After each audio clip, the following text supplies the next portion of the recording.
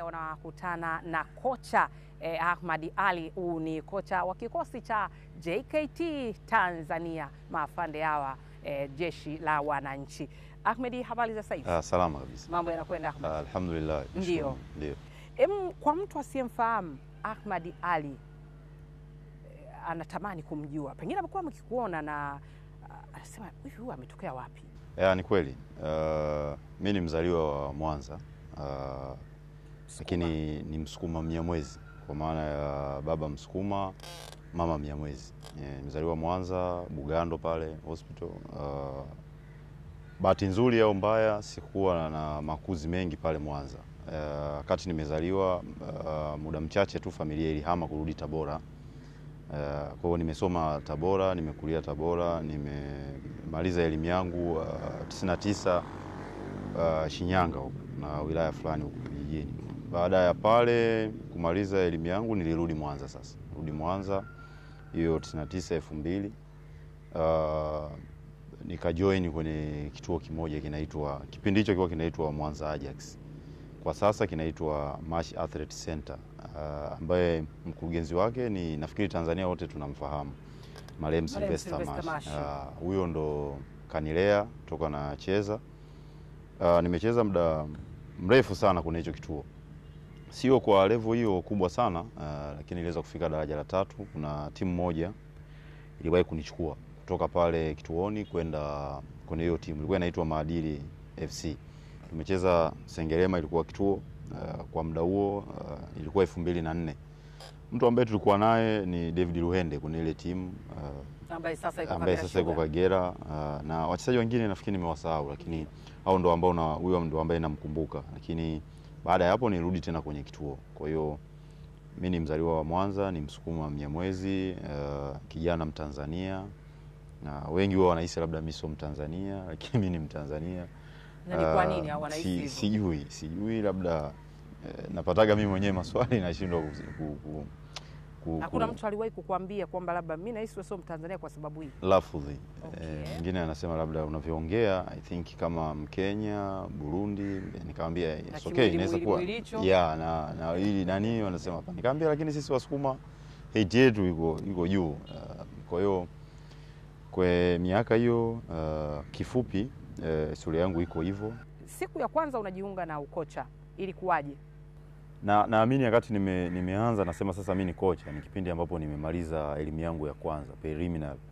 Ilikuwa 2012 pale pale Mwanza. Na nilikuwa nafundisha lakini nilikuwa sipo kwenye hizo qualification. Kwa sababu muda mwingi sana mzee alikuwa hayupo kwenye kituo. Kituo nilikuwa nabaki na viongozi wangu na mimi ndo kama captain. Tangu kaenda Kagera Sugar, tangu kaenda miaka ya nyuma kidogo huko alikuwa Geita Gold, miaka ya nyuma kidogo alikuwa kama United 82 Rangers. Hii akina Jemedali alishakuwa wakati anaenda sisi tuko pale kwenye kituo. Amekuja kupata kazi Kagera, Azam National Team. Kwa muda mwingi mimi nilikuwa pale, lakini kwenye miaka hiyo toka 99 2000 mpaka 2012 ndipo ambapo nilianza kupata elimu yangu ya kwanza pale pale Mwanza. Na hapo sasa ndo nikatambulika kama kocha, sababu ukiwa hauna hizo qualification ina maana unakuwa kama msimamizi tu wa mazoezi. Mungu alijalia 2013 tena nikapata elimu yangu ya pili ya ukocha, intermediate course Arusha. Baada ya pale nilibaki kama miaka mitatu tena. Nikasema sasa niendelee kuweka haya madini ambayo nimeyapata kwenye kituo chetu. Kwa hiyo nilikuwa nafundisha sana kituo chetu, lakini nilipata baadhi ya timu kuzifundisha, kwa maana ya timu za wilaya, timu za mikoa, kwa maana Airtel Rising, Copa Coca-Cola, nikiwa msaidizi, nikiwa mkuu. Nakumbuka 2013 ilikuja national team under 13 pale Alliance, moja ya makocha na mimi nilikuwepo. Lakini pia nilipata nafasi ya kufundisha kituo cha TSC. Wale watoto walioenda kuchukua kombe la dunia, watoto wa mitaani. Nikumbuka hiyo. Kwa hiyo na penye miaka mingi sana nimeweza kujoin kwenye kile kituo, lakini nafikiri mwishoni ningeweza kupata nafasi ya kwenda nao, lakini qualifications zangu zilikuwa bado hazijafikia kuwa level ya international. Kwa hiyo aliletwa kocha mmoja Mzanzibari na saizi ndo 2014. Yes, 2014. Aliletwa kocha mmoja kutoka Zanzibar. Saizi ndo rais wa Zanzibar, wa shirikisho la Zanzibar. Okay. Aliletwa pale nikamkaribisha kama 2 weeks wakawa wameondoka na timu. Lakini pale pale kwenye kituo nilikuwa na age categories na kwenye hizo age kulikuwa kuna boys na girls. Kwa 2015 nilicheza ligi ya mkoa kwa upande wa girls, tukawa mabingwa, na 2016 Malinzi alitangaza 15-16 timu zozote ambazo zimeshinda kwenye mikoa yao basi zitaanza ligi kuu ya kwanza Tanzania ya wanawake. Kwa na sisi tukapata bahati hiyo kwa sababu tulikuwa mabingwa. Tukaenda kwenye hatua ya makundi, tulifanya vizuri alhamdulillah, tukaenda mpaka 6 bora, tumekuja hapa Dar es Salaam. Tukawa nafasi ya 3. Wa kwanza alikuwa Mlandizi, wa pili JKT Queens, wa 3 Mashi. Kwa hiyo baada ya pale kumaliza Premier Girls kwa msimu wa kwanza, nafikiri ndo baraka za Mungu zilitokea, Etienne Ndairagije kuniona ndani ya Mbao FC ikiwa bado inashiriki ligi kuu soka Tanzania bara pale jijini Mwanza. Na kipindi hicho tayari nilikuwa nimeapply kusoma CAF Diplomacy Morogoro. Kwa hiyo nilikuwa ndani ya masomo, ilivyotokea hiyo opportunity ndo for the first time nasema nakwenda leo kufundisha, kuwa msaidizi kwenye Premier League. Ilikuwa ni ndoto yangu, lakini nyuma yapo ndani yapo mzee wangu alifariki, ambaye Sylvester Mashi. Nilimuuguza almost miaka 2 na ndo alinipa chachu ya mimi kuwa hivi nilivyo sasa. Nikasema kama huyu mzee wangu ameondoka nitakuwaje, nitafanyaje? Kwa hiyo ilikuwa ni miaka ya kuwa tough sana, lakini kwa sababu ni passion yangu sikuona kama ni shida, na nilikuwa na target na kuona na malengo yangu ambayo nahitaji kuyafikia. Kwa hiyo nilivyokuwa nyumbani tayari nisha apply C license na nilikuwa nimeshaenda kusoma moduli 1. Narudi nyumbani kuja kujipanga kwenye moduli inayofuata, nikapigiwa simu na Mr. Etienne. Kaona ile namba mpya nikapokea, akajitambulisha kwamba bana, mimi naitwa Etienne Ndairagije, ni kocha mkuu wa Mbao. Nafikiri unanifahamu? Nikasema yes, ninaona kwenye media, nasikiliza kwenye vyombo vya habari. Basi akaniambia hebu njoo hapa hoteli moja inaitwa Lenana pale Nyamanolo. Basi kweli nilitoka pale kwa huo muda nikasema ngoja nikamsikilize. Nikatoka nikaaga family.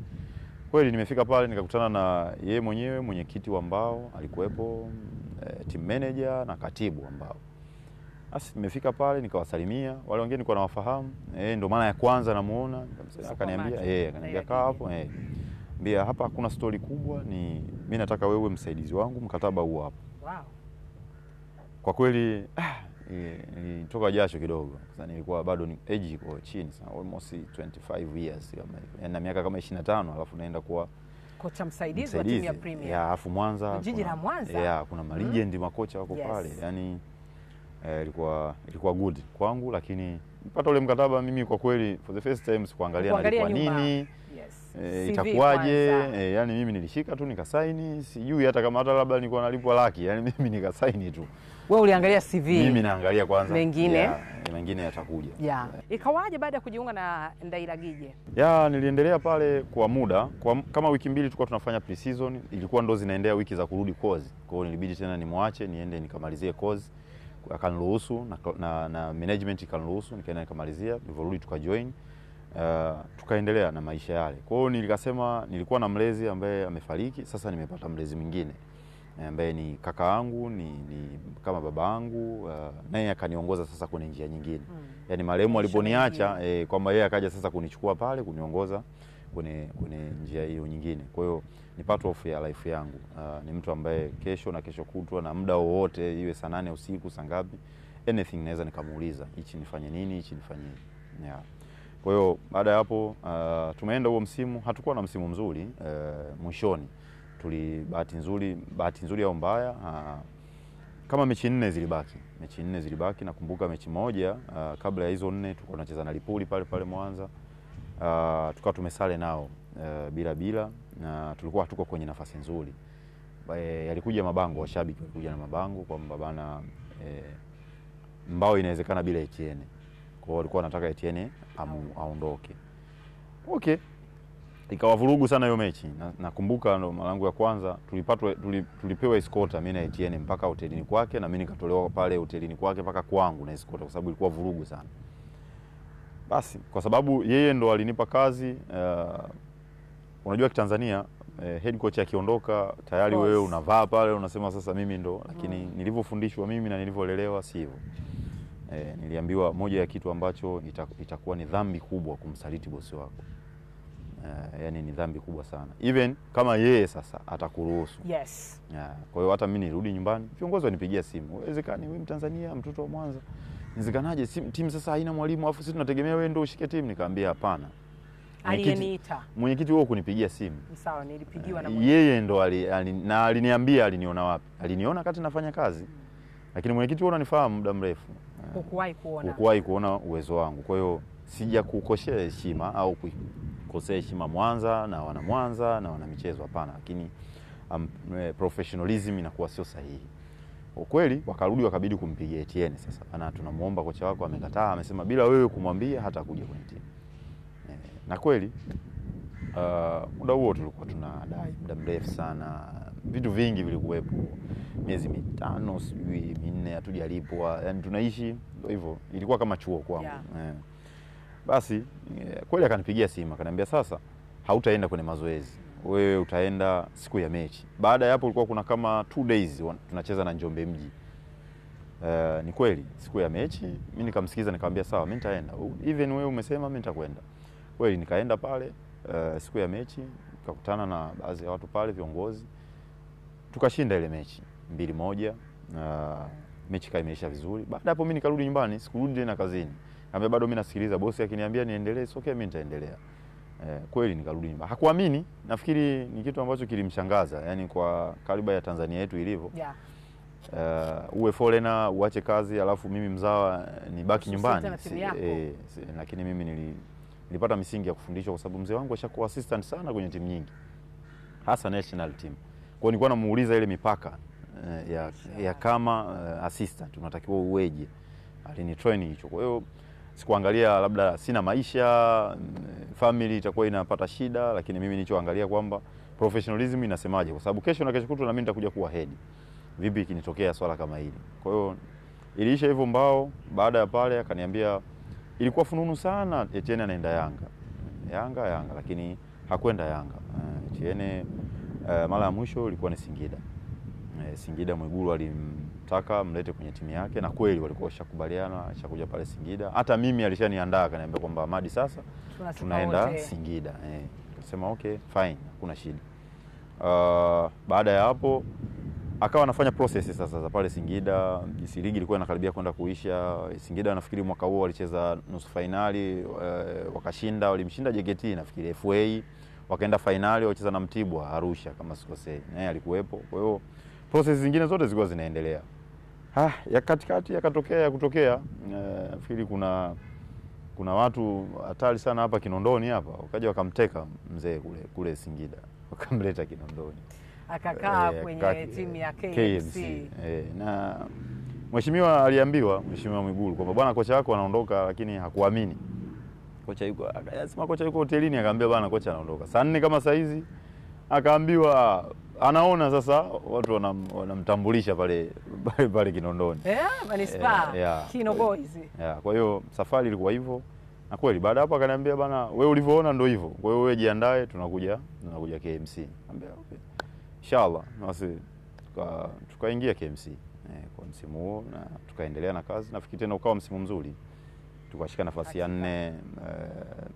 Ndo timu ya kwanza tumepanda tu daraja. Mungu alisaidia kwa kweli. Fanya vizuri. Na maisha yaliendelea na baada ya pale jinsi alivyo perform mwalimu nafikiri offers zilikuwa nyingi. Nafikiri aliniacha sasa mimi na wenzangu Kinondoni, akaenda Azam. Nikawepo, nimekuwa KMC misimu mitatu. Bahati nzuri tena kila ninapokuwa assistant nakutana tena na foreigner. Alikuja Helilimana Haruna, akaondoka, akaja kwanza alikuja Mganda Jackson Mayanja tumekuwa naye. Then akaja Helilimana, akaja Habib Kondo, akaja Itimana, Thierry. Lakini hapa katikati kwenye kipindi cha huyu Haruna, Helilimana pamoja na Habibu nilitoka kwa sababu nilikuwa tayari nimeapply kusoma B license. Nikasema sasa niwaombe management, japokuwa nilikuwa na mkataba nao, niwaombe kwamba jamani mimi naomba niwekeze akili sasa kwenye kusoma. Kusoma. Kwa hiyo baada ya pale waliniruhusu, lakini nikiwa ndani ya mkataba ndo wakamleta Habibu, akawepo pale na ule kocha Haruna. nikawa nimeendelea mimi na masomo, na mkataba ulivyoisha 2021 nikawa nimetoka sasa. Nikasema ngoja nimalize, sitakuwa na timu tena, nitabidi tu nibaki sasa kwenye kusoma kwanza. Nikimaliza kusoma nitafute timu ambayo nitasimama mimi sasa kama head. Yoyote iwe daraja la pili iwe la ngapi, nataka tu niwe head nijipime. Baadaye ukatoka ukaachana mambo ya usaidizi, hatimaye ndani ya Tanzania Prisons kwa Maafande, na ukasimama kama head coach. Kama wiki 2 hivi ndo Prison nikawa nimepigiwa simu na viongozi wao makao makuu, Madamu Mlawa. Nikamwambia saizi niko Arusha. Sema sawa, kama ukiwa Arusha labda hatuwezi kuongea. Kweli tukawa tumeongea.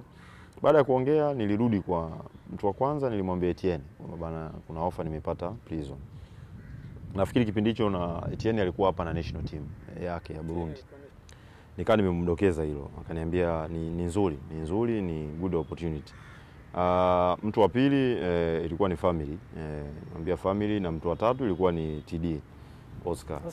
Nikaongea naye muda mrefu sana, akanishauri, akaniambia ni kweli. Hata yeye pia walimcheki kumuuliza kuhusu mimi.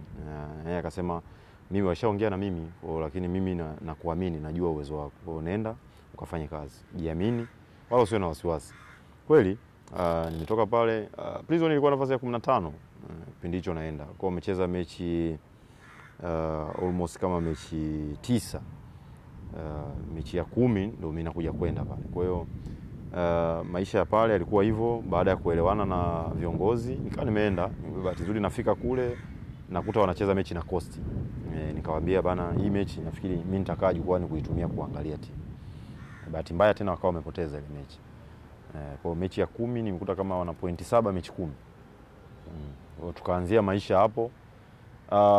Kitu ambacho naweza nikakisema kwa sisi walimu ni uthubutu. Ni uthubutu na kujiamini kwenye ile kazi yako ambayo unafanya. Japo Mungu ndo kwanza. Mungu kwanza, alafu wewe sasa uthubutu wa kile kitu ambacho unaenda kukifanya, kwa sababu una passion nacho, una malengo nacho. Tumemaliza pale. Bahati nzuri tena tuseme, au bahati mbaya kwa Prison, kwamba ilikuja ofa sasa ambayo mimi nikasema pamoja na hivyo, unajua sisi walimu tuko hapa, kuna sometime unaweza kuwa na timu alafu timu ikakuona ufanye vizuri ikakutoa. Lakini je, wewe sasa na wewe ukipata ofa nzuri sehemu huwezi kwenda? Lakini kwenye mkataba ilikuwa kitu kipengele kipo kinaruhusu, kama utapata ofa sehemu mnakaa mnaliziana bila kuwa na ugomvi, kwa sababu football ni cycle. Mwisho wa siku kuna siku unataka kurudi Prison. Kwa hiyo nilikaa nao chini vizuri, na hawakuamini kilichotokea. Angekuwa mwalimu mwingine labda angeamua tu kusend barua kwenye email na nini, lakini mimi niliwafuata paka ofisini kule ambapo wao waliniita. Nikakaa nao chini, ila japokuwa kikao kilikuwa cha muda mrefu sana, mwanzo wa saa 8 mpaka saa 3 usiku Dodoma pale. Lakini tulimaliza vizuri, alhamdulillah, tulimaliza vizuri. Baada ya hapo kila mmoja alilizia na kile ambacho tuna walihitaji niwalipe. Nikabidi niwalipe. Lakini maisha yakaendelea. Sasa niko JKT. Kocha, ikawaje sasa kwa ufupi ukaja JKT? Ukaiacha Prison. Ni maisha. Sikuiacha Prison kwa maana labda hawakuwa wanilipi vizuri au wafanye nini. Ndio kama ulivyosema. Na haukuwa hata kunisikia hata siku moja nimefanya interview labda Prison walikuwa wanilipi vizuri bwana, mimi nimeamua kutoka. Hapana. Ni part of maisha, kwamba sometimes kuna kwenda kutafuta changamoto nyingine mpya, na kuna sometimes kuangalia tu maisha kwamba okay, naweza kupata hichi, kama naweza kupata hichi, okay, why ngoja mimi niende nikajipime sehemu nyingine. Sawa. Watu sasa hivi wanasema sasa hivi wewe ni kocha wa kisasa ambaye umekuwa ukitumia mbinu za kisasa. Likoje hivi?